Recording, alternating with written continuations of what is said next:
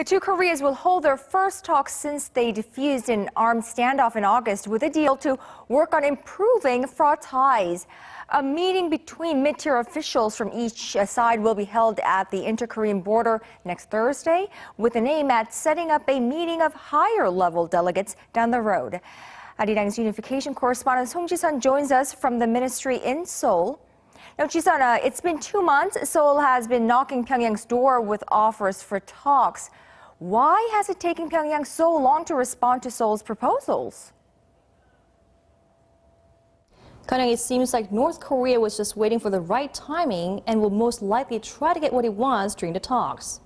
The chance of following with the high-level talks is also highly probable, as Pyongyang specified the date and venue for this preliminary meeting. North Korea has proposed holding working-level talks on November 26th in Panmunjom. We accepted the invitation and we will be discussing details for holding governmental talks.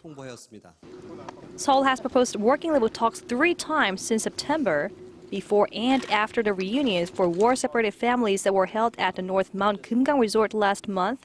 But Pyongyang remained silent, often blaming the South for the lack of dialogue. As for its host, setting up a permanent channel of exchanges for the war-separated families and holding regular reunions are the top priorities, although Pyongyang is likely to demand preconditions. North Korea has been compliant in its agreement reached with the South, holding family reunions last month and increased civil exchanges.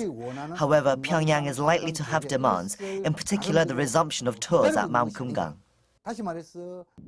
The tours were discontinued after a South Korean tourist was shut down by a North Korean soldier in 2008, and Seoul also imposed sanctions on Pyongyang after the South's Cheonan warship was torpedoed in 2010.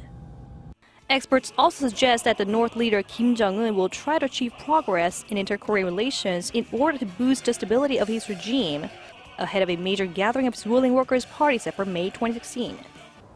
The latest invitation comes as the UN confirmed that discussions are underway for its Secretary General Ban Ki-moon's trip to North Korea and indicates that Pyongyang may be seeking more channels for dialogue with the international community after years of heightened sanctions and isolation.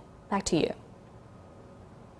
Looks like we're back on again. The game's afoot. Hopefully the talks would ease the ways for the two Koreas to get on with discussions. Our Song Ji-sun reporting from Seoul's Unification Ministry. Thank you, Ji-sun.